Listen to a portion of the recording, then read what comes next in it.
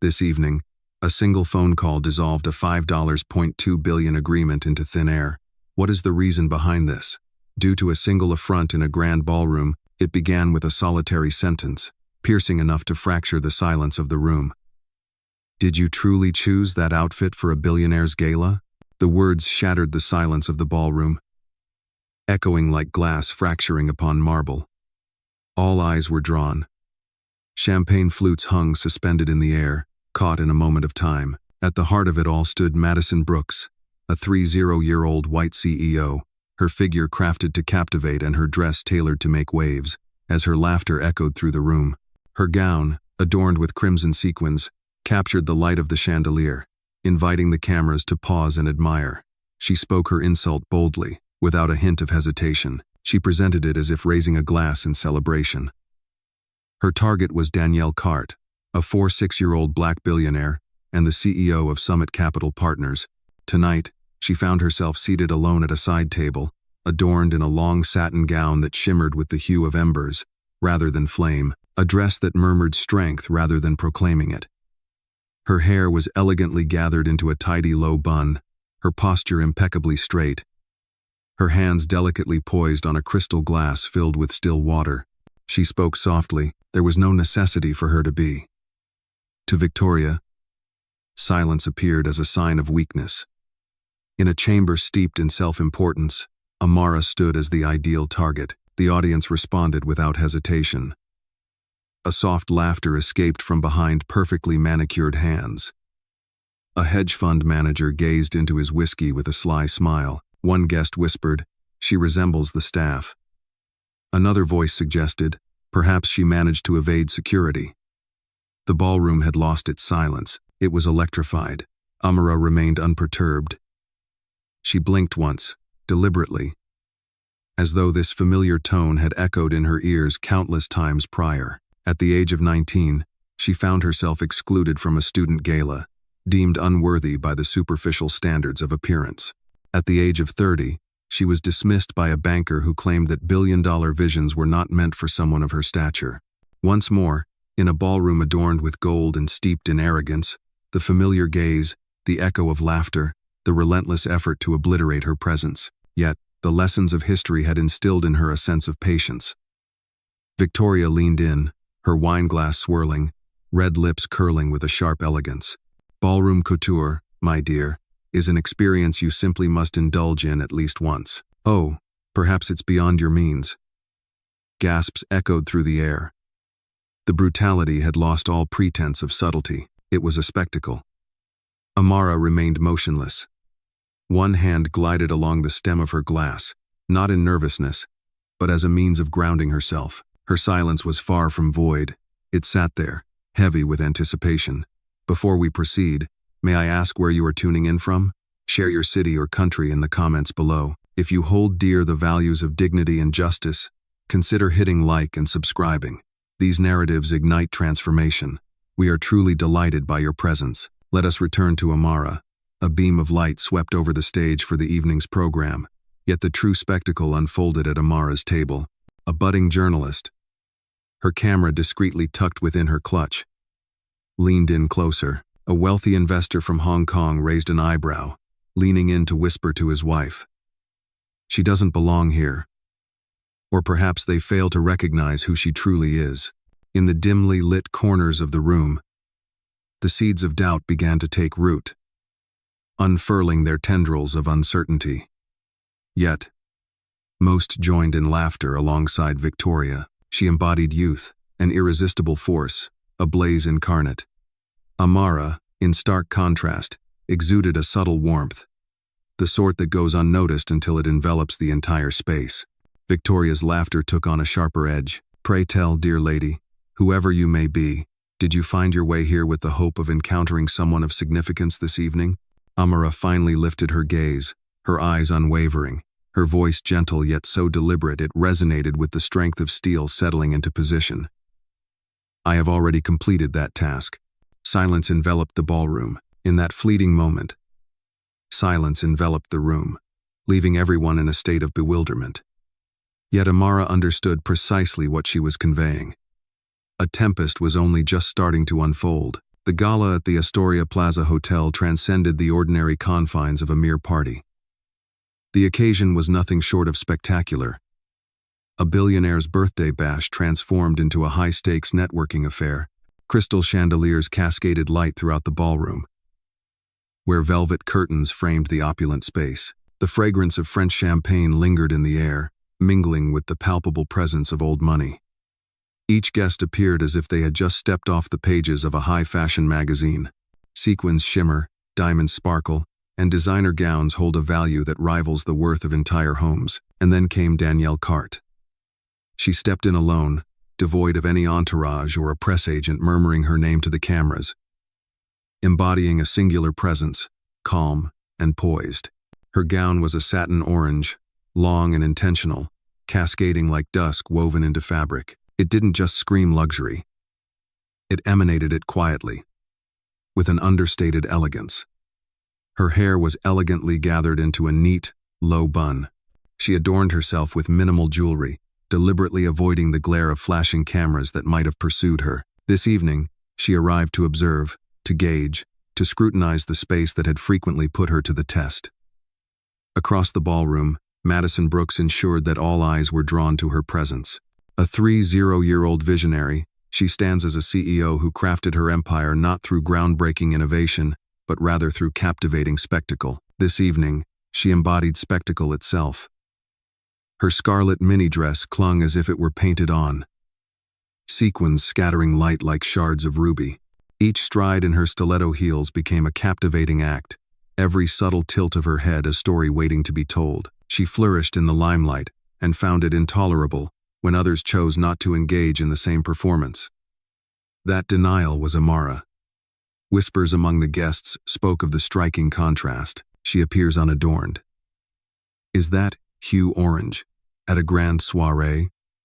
She didn't even bother to bring a +1? The assumptions had been familiar for some time. They were practiced, passed down, repurposed from ages of spaces akin to this. Amara understood the spaces where black women were either overlooked or objectified, seldom afforded the respect they deserved. Throughout her life, she had encountered them time and again. And with each encounter, she wielded the same weapon: calmness. Victoria, in contrast, perceived calm as a sign of frailty. And frailty was but a target. Her laughter rang out, deliberately echoing as she ridiculed Amara's gown. She ensured that her friends at the corner table, the hedge fund wives adorned with diamond chokers, caught every syllable she uttered.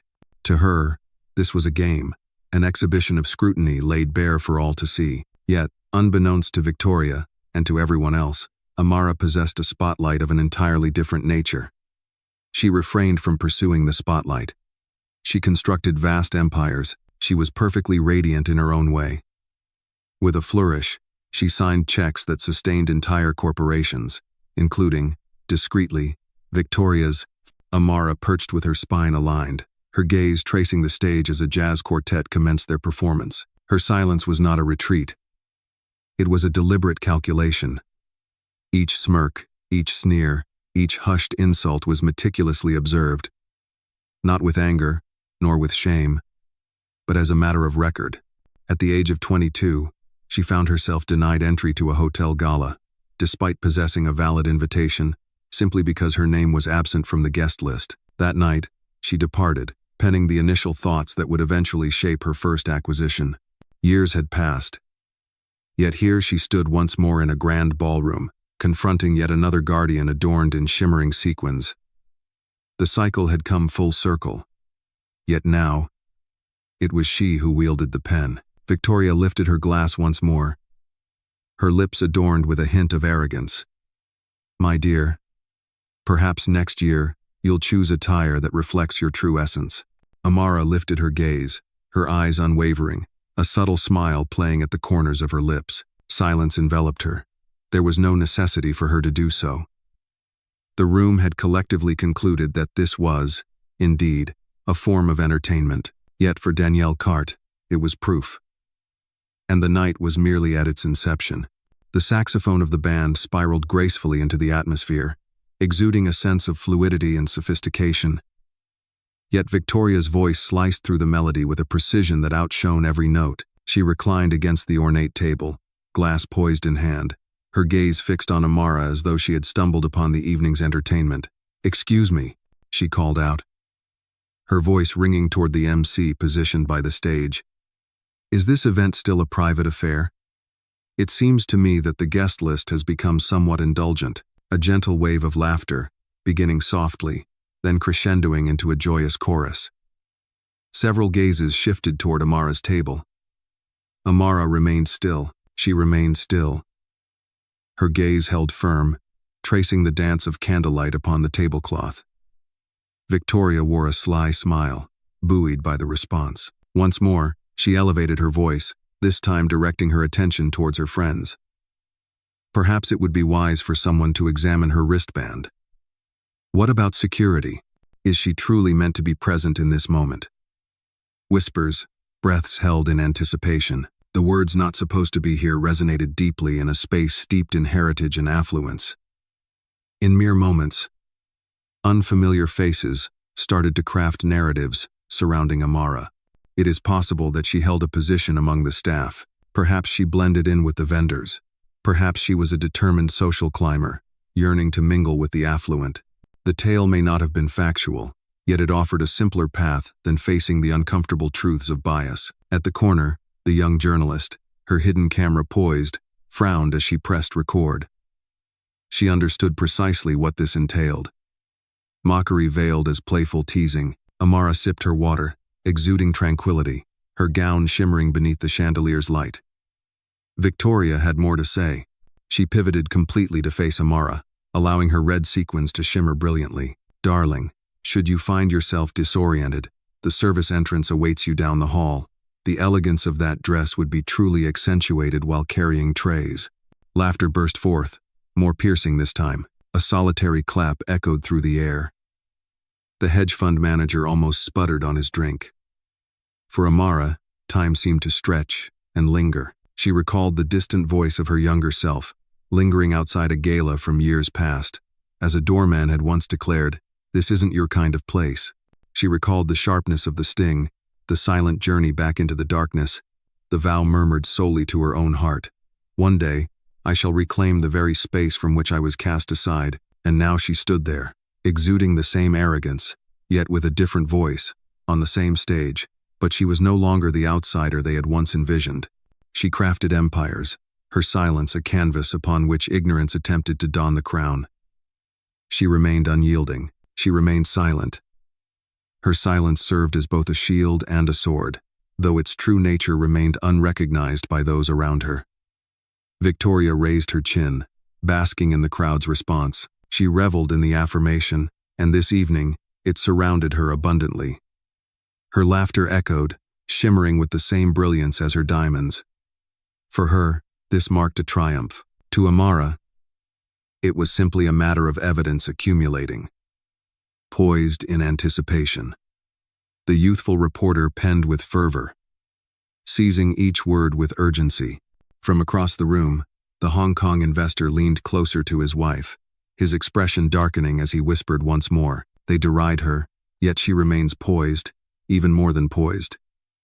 She possesses a keen sense of calculation."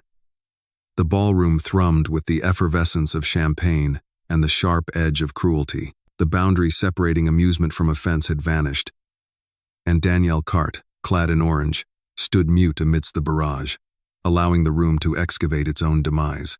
The laughter dwindled to a soft murmur, reminiscent of bees hovering around honey that belonged to another.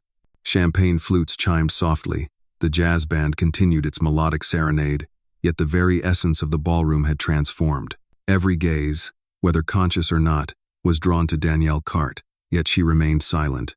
Her hand lay gently on the stem of her glass, neither clenched nor trembling, but steady, as if it held the weight of her entire being. She held herself with a regal posture, her back straight and shoulders at ease. Each detail resonated with an air of composure. To the casual observer, she appeared unaffected. Yet, for those who observed intently the journalist tucked away in the corner, the investor surveying the room, it became evident. This was not a mere passivity. This represented mastery. Victoria inclined her head, a flicker of impatience crossing her features. She had grown accustomed to counterattacks, to the fervor of shouting matches, to the hushed apologies from those eager to remain in her good graces. The stillness unsettled her. It was not the response she had hoped for. It was not an act of surrender. It was an indescribable sensation, an experience beyond her ability to label. She leaned in, her voice laced with a biting irony. Has the feline silenced your words, my dear? Or do you reserve your words for moments when others initiate the conversation? Yet, there remains an absence.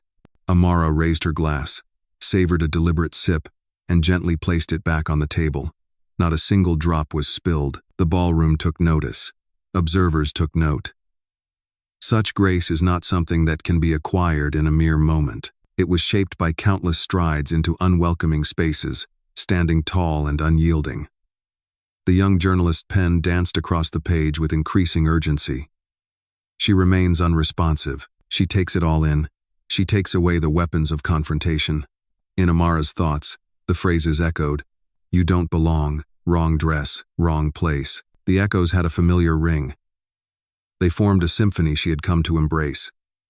Yet, this evening, she had no intention of battling each affront. Her purpose was to silence the music once and for all. Her silence started to reflect like a mirror. As she continued to withdraw, the attention inevitably shifted back to Victoria, bringing with it an intensified examination. The laughter that once filled the room began to fade, as guests shifted uneasily in their seats. The humor had lost its edge, now appearing more like a plea than a punchline. For a fleeting moment, the brightness of Victoria's smile dimmed. With a swift motion, she concealed her emotions, flipping her hair back and allowing her diamonds to glimmer in the light. Yet, it was present, the faintest fissure. At long last, Amara's gaze ascended, serene, unwavering. Her silence spoke volumes, the intensity of her stare settling upon him like an unspoken judgment. For a heartbeat, the room experienced a silence more profound than applause, more resonant than ridicule. The investor leaned closer to his wife and murmured, "She's not ignoring. She's simply waiting." Ah, indeed, they were correct. For Danielle Carte, silence was not merely a void. It stood as proof, each chuckle, each affront. With each dismissive glance, she allowed it to accumulate, brick by brick, forming a tower far too heavy for Victoria to bear. When the moment arrived, that tower would crumble. Yet, it would not be Amara who succumbed to its weight. From the periphery of the ballroom, the young journalist repositioned her clutch. Within the confines of the room, her phone's camera lens nestled through a narrow opening in the fabric, immortalizing each word, every laugh, and every scornful remark that Victoria flung into the air. She had not anticipated a narrative this evening, merely the polished spectacle of champagne towers and affluent individuals adorned in haute couture. Yet what unfolded before her eyes was not the allure of glamour, but the stark reality of cruelty. In a space such as this, cruelty was a revelation. With a decisive motion, she pressed record.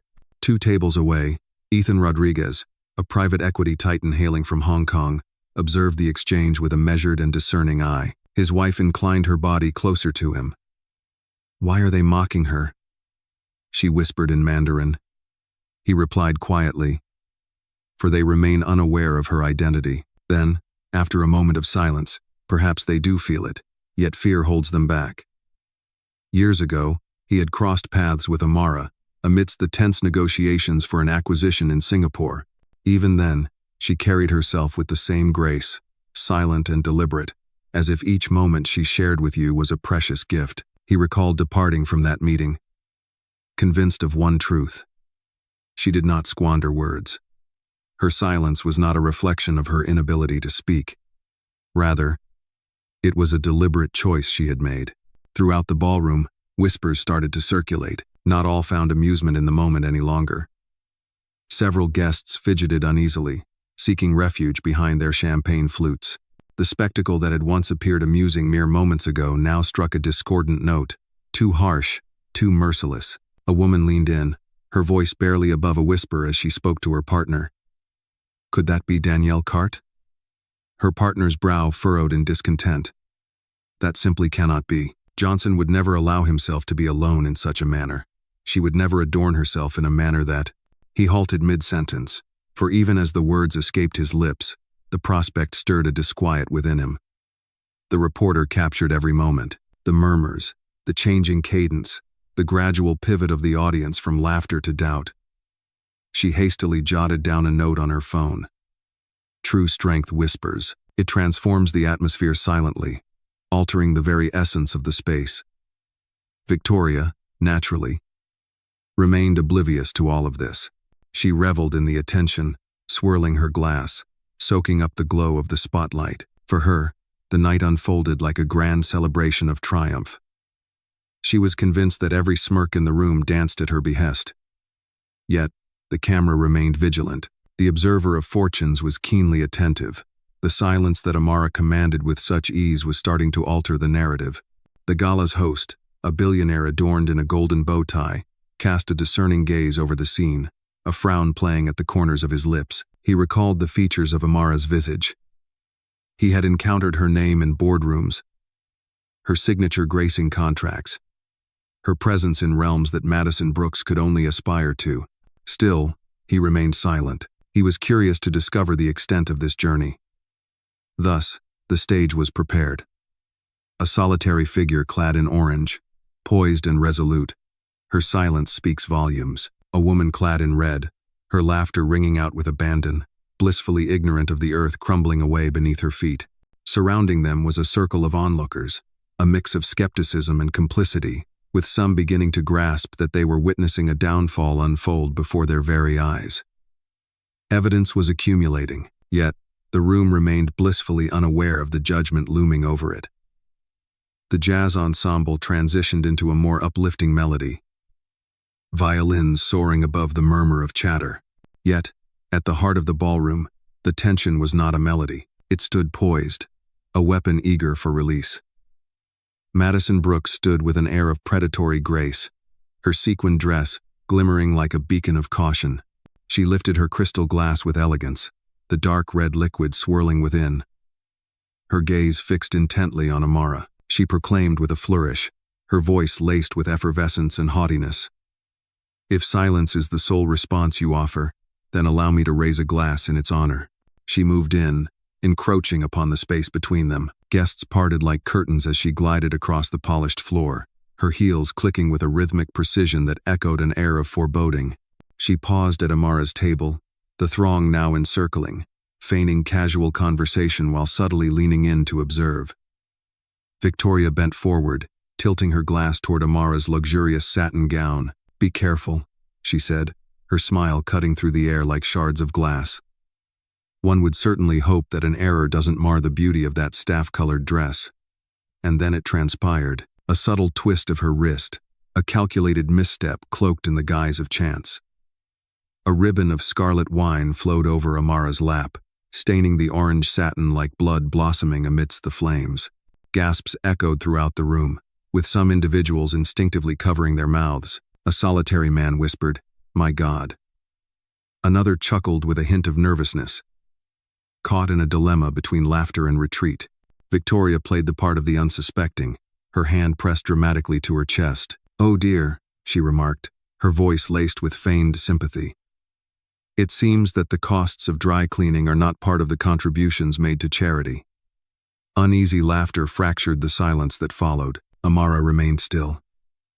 Her gaze fell upon the expanding stain before shifting back to Victoria. Her visage exuded tranquility. Each breath a steady rhythm, not a flicker of anger, not a hint of fracture, just silence, precise and intentional. The journalist's pen almost ripped through the page. She poured wine over her, with intention, capturing the moment on film. Ethan Rodriguez inched nearer to his wife. "This isn't humiliation," he murmured. "This is an act of despair." She remains unaware of the game she has entered.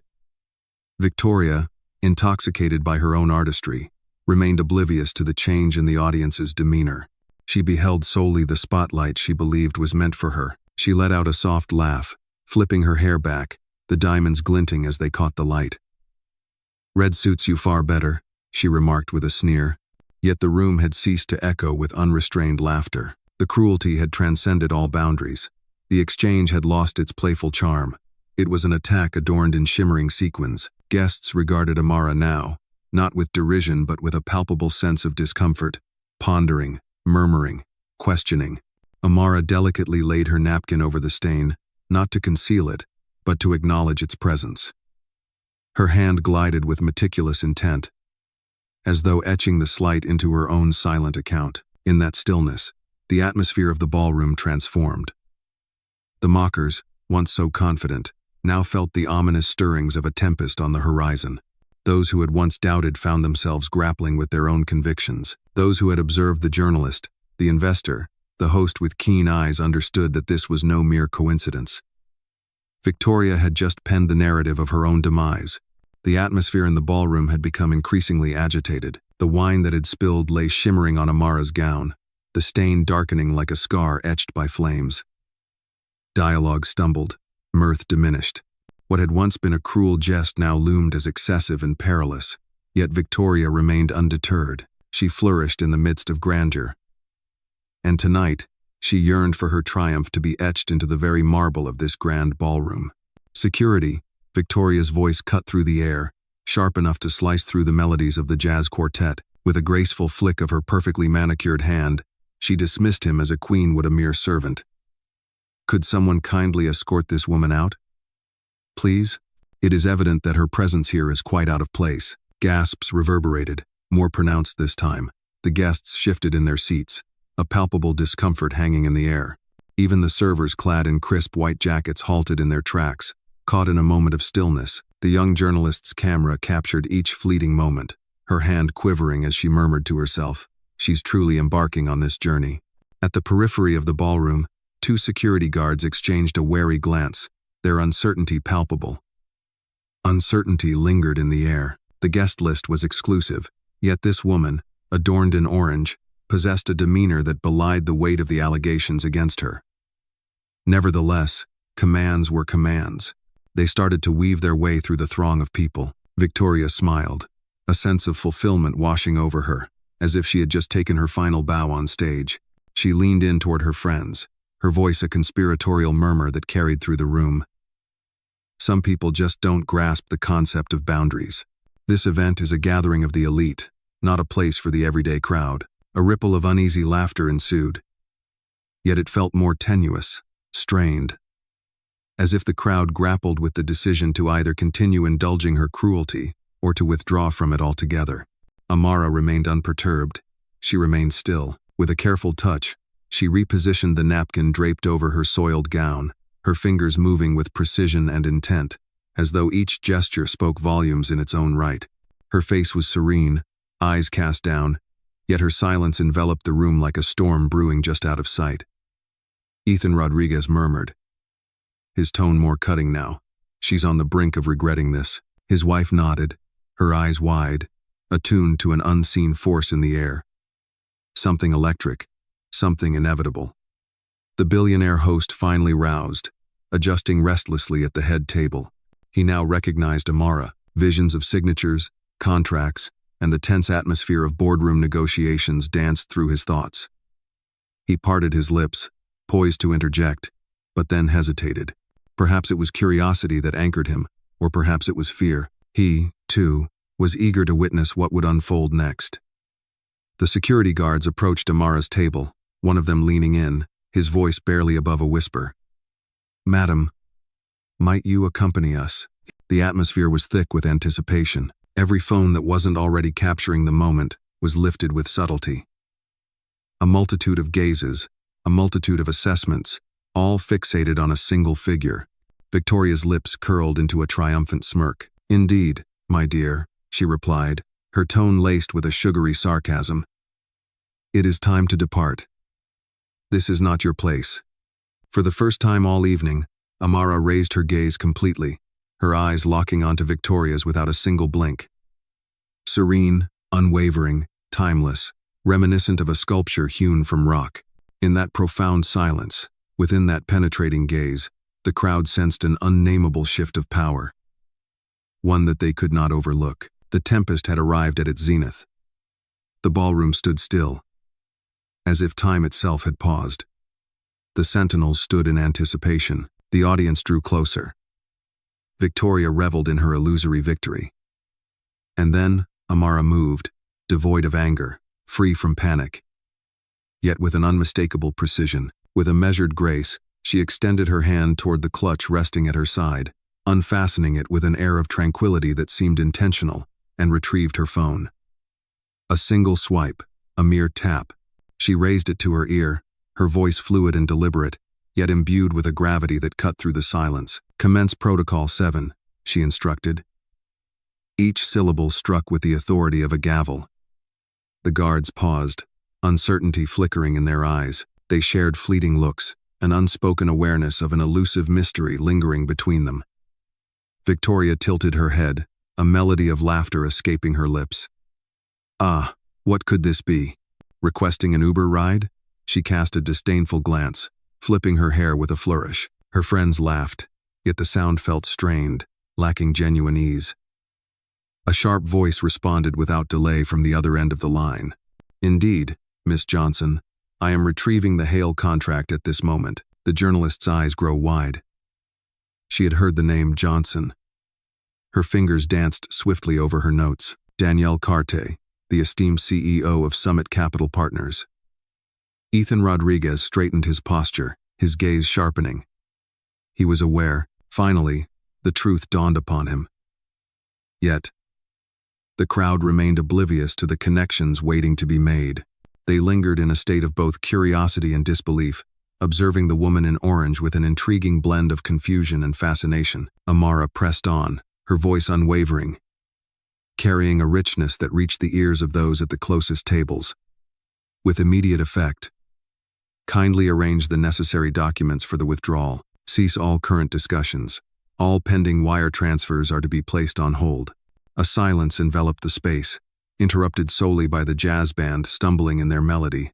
As the musicians sensed that every gaze had turned away from them, the silence enveloped the air, dense with an enigmatic force stirring just below the surface.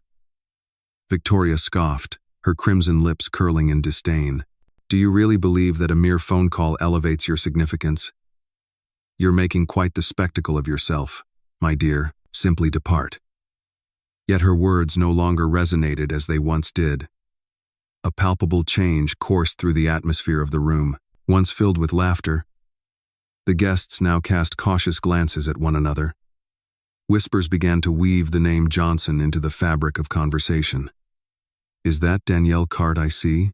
Who is the CEO of Summit Capital Partners? Who is the mastermind orchestrating the tech mergers?"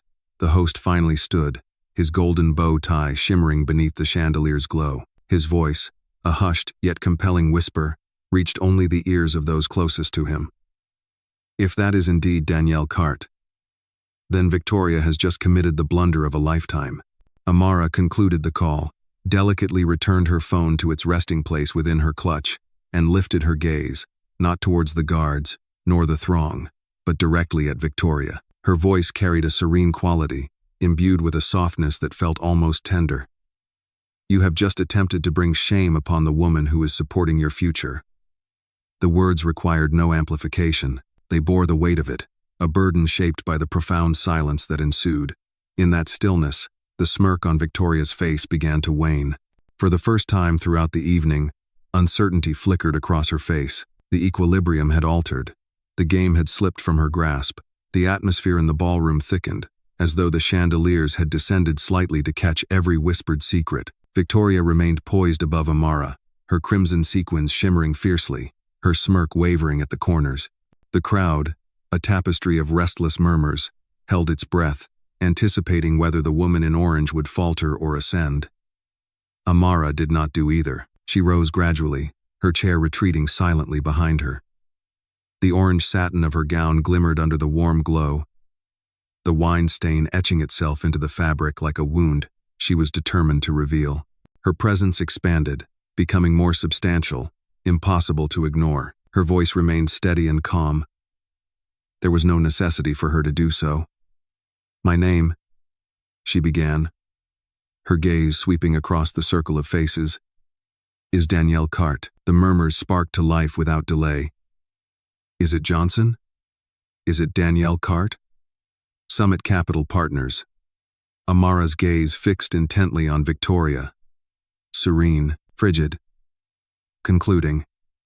And tonight, she continued, you ridiculed the woman wielding the pen that shapes your destiny. I hold the position of CEO at Summit Capital Partners, the primary financier behind the Hale merger, a monumental $5.2 billion transaction that sustains the very foundation of your empire.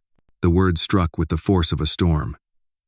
Gasps rippled through the crowd, with some voices rising in fervent exclamations. With a resounding crash, glasses shattered on the floor as a server lost grip of a tray. A soft murmur escaped someone's lips. Oh my God. Another, more resounding, she possesses the agreement. Victoria's complexion faded to a ghostly hue. Her crimson lips parted. Yet silence lingered in the air. For the first time all night, she appeared diminutive, a flickering flame ensnared in its own haze. Amara advanced, the space around her yielding as if drawn by an unseen force. Her voice flowed effortlessly. You spilled wine upon me. You summoned security to deal with me. You expressed that I am out of place, yet, the reality is this. Without my presence, you are adrift. Without my signature, Brooks Enterprises crumbles before dawn, devices ascended, capturing each fleeting moment. The reporter's heart raced as she murmured into her microphone. She completely turned the story on its head. This is a tale of the past. Ethan Rodriguez offered a subtle smile, a glimmer of understanding dancing in his gaze. I told you, he murmured to his wife. She was methodical in her approach. Throughout the ballroom, expressions shifted dramatically. The smirks vanished, giving way to a blend of awe, fear, and respect. The laughter that had echoed moments before faded, as guests composed themselves, feigning ignorance of their earlier mirth. The billionaire host fidgeted with his bow tie, acutely aware that the gala he had orchestrated had transformed into Amara's showcase instead. Victoria faltered, her heels snagging the delicate hem of her dress. She endeavored to regain her composure, her voice trembling. This is utterly absurd. Your words ring hollow. Yet Amara remained unyielding. She leaned in, her voice a whisper, both gentle and deadly. Kindly take a moment to peruse your inbox. The contract has simply disappeared. Victoria felt her phone vibrate softly within her clutch. She stumbled, her hands trembling. As she gazed at the screen, a pallor swept over her features. The agreement has slipped away. In that fleeting instant, the woman clad in orange transcended the role of a mere guest. She embodied the tempest. The silence that had haunted the room throughout the night unveiled itself for what it genuinely was, a potent force, biding its time for the perfect moment to strike. Danielle Card had made her entrance. Victoria's laughter, the instrument of her charm throughout the evening, had vanished. Her throat tightened, the sequins lost their shimmer, and the wine glass in her grasp quivered until she placed it down with a decisive clink. Her face, once adorned with a smug confidence, had transformed into a visage of sheer panic. The ballroom bore witness to it. Every guest who had previously smirked, whispered, or participated in her cruelty now squirmed in their seats. Some averted their gaze, filled with shame. Some individuals retrieved their phones, feigning indifference to the shared laughter. Yet, the moment had slipped away. The room had already selected its new focal point. And it was not Madison Brooks. The billionaire host cleared his throat, his voice tinged with unease. Miss Johnson. Yet he came to a halt. Uncertainty clouded his thoughts, leaving him at a loss for words. The voice of power had already been heard. All that remains would merely reverberate it. Across the room, the journalist leaned in, her voice barely above a whisper as she spoke into the recorder, her hands quivering with the rush of adrenaline. She wields control with an undeniable grace. She is deconstructing herself in the moment. This is not merely a scene. This is a judgment. Victoria hesitated, her foot trembling as she stepped forward. Her voice trembled as she sought to regain her composure. Hear me out. This was a miscommunication, a jest that spiraled out of control. We gather in joyous celebration and numerical value. Amara's voice, calm and low, sliced through the air with a precision that silenced the room. Even the band ceased their playing mid-note. as though responding to an unspoken command that none among them had perceived before. Amara's gaze was unwavering as it locked onto Victoria, a steady and unyielding stare. "It seems you were quite serious. You brought me shame, believing you had the power to do so. You summoned security under the impression that I was an outsider. You drenched me in wine, believing that cruelty was a form of strength. Before you, the truth now reveals itself. Do you still sense your strength?" Victoria parted her lips, yet silence enveloped her. Her body language revealed her unease, with arms crossed and shoulders hunched. The red dress, once a bold declaration of power, now resembled a costume on the verge of falling away from its performer. Ethan Rodriguez's voice resonated, ensuring that those around him could catch every word. Such is the dilemma posed by arrogance. It remains unaware of its own defeat. All eyes were drawn to him, a wave of acknowledgement sweeping through the crowd. The movement of the crowd became apparent. A woman adorned in diamonds, who had once laughed freely, now lifted her glass ever so slightly toward Amara, as if seeking forgiveness. The servers, previously paralyzed by uncertainty, resumed their movements, now infused with a quiet respect as they poured fresh water at Amara's table, deftly clearing away empty glasses as if to reclaim her space from the affront. In her moment of desperation, Victoria sought solace among her circle of friends. Speak up. Convey your thoughts to her. Yet they averted their gaze. One by one, they retreated, creating a widening gap between themselves. Her realm of affirmation fell apart, not in flames but in quietude. Amara refrained from gloating. There was no necessity for her to do so. She stood there, tall and resolute, her orange gown glowing with a brilliance that outshone every sequin in the room. The wine stain had transformed from a source of humiliation into a badge of survival, a poignant reminder of the line crossed and the empire brought to its knees. The journalist murmured once more, her voice trembling with wonder. She turned the room upside down, leaving Victoria alone, a queen without her court. In the dazzling core of the ballroom, enveloped by the flash of cameras, the shimmer of diamonds, and an air of hushed anticipation, Madison Brooks found herself eclipsed. No longer the focal point of the gathering, she became the cautionary tale unfolding in plain sight for all to witness. Danielle Carte had staked her claim to the room. The ballroom seemed to hold its breath, caught in the stillness that enveloped the moment after Victoria's fall. The chandeliers continued to sparkle, yet their illumination no longer graced her presence. It adorned the woman in orange, who now stood resolutely at the heart of the tempest she had faced and conquered. Amara's hands remained steady, gently clasped before her. There was no need for her to elevate her tone. Every ear was attuned to her voice. Every phone captured the moment. Every witness leaned in, conscious that they were part of a narrative that would echo long after this evening. "I arrived here quietly," Amara began, her tone measured and composed. "Attention was never my request, nor did I seek the glare of the spotlight. Yet, arrogance possesses a peculiar talent for exposing dignity to the harsh light of scrutiny." She pivoted gracefully, her words reaching out to encompass not only Victoria but the whole dazzling gathering. "You sought to determine my place in this space. So allow me to clarify. I do not merely belong. I command the room. My company possesses the controlling interest in the Hale merger. A staggering $5.2 billion, 5.2 billion reasons for this corporation to breathe tomorrow. To gasp. To murmur. A hushed voice from the rear murmured. She holds the reins of the deal. A different voice, more powerful. She has the ability to bring Hale's story to a close this very night. Amara's gaze traversed the room, lingering on the host, the investors, and the journalists who scribbled with a fervent urgency, and in this instant, that deal has vanished into thin air. The merger is hereby cancelled, effective immediately. The words landed with the force of a hammer, igniting the crowd into a frenzy. Some gasped in disbelief, while others frantically typed into their phones, swiftly notifying offices and partners. The journalist almost let her recorder slip from her grasp, her voice barely a whisper as she realized the gravity of the moment. She had just jeopardized a $5.2 billion contract, and it was all unfolding in real time. Victoria stumbled ahead, her complexion wan beneath the shimmering light of the chandelier. "No. You can't."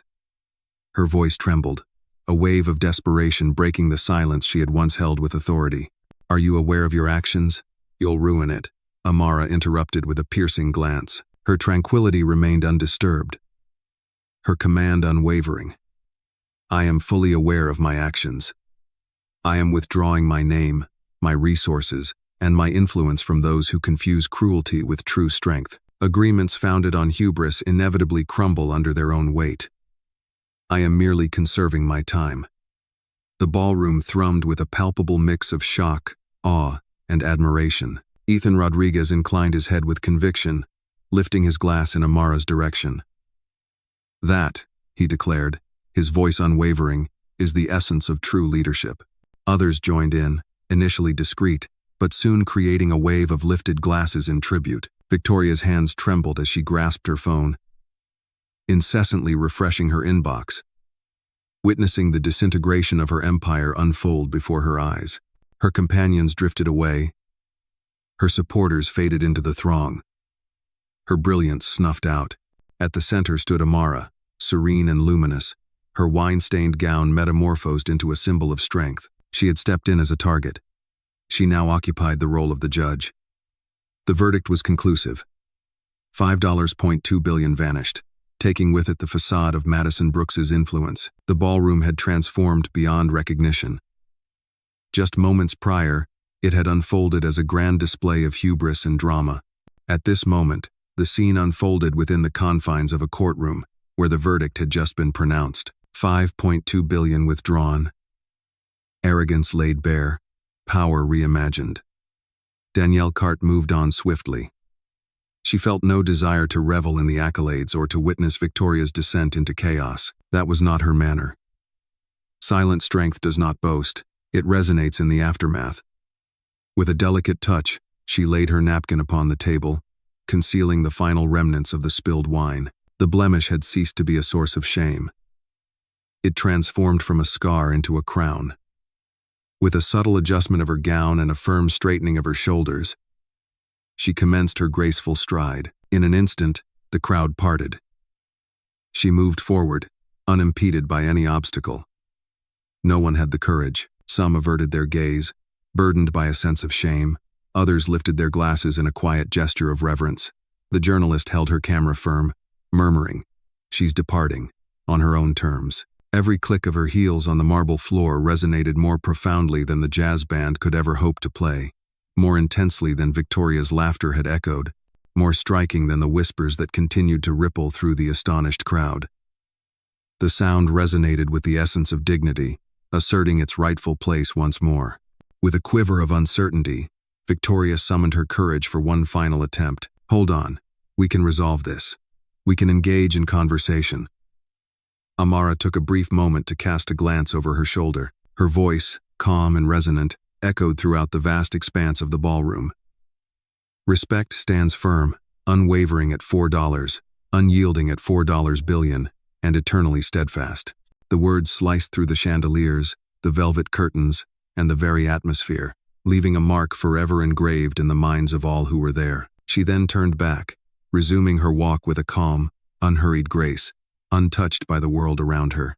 The doors swung open, and she entered the night, her orange gown shimmering with the city lights as if it held a flame inside. Silence hung in the air behind her, the sort of silence that lingers, it nestles in, transforms, and reimagines. Ethan Rodriguez raised his glass for one last toast, his voice heavy with gravity. Dignity requires no platform.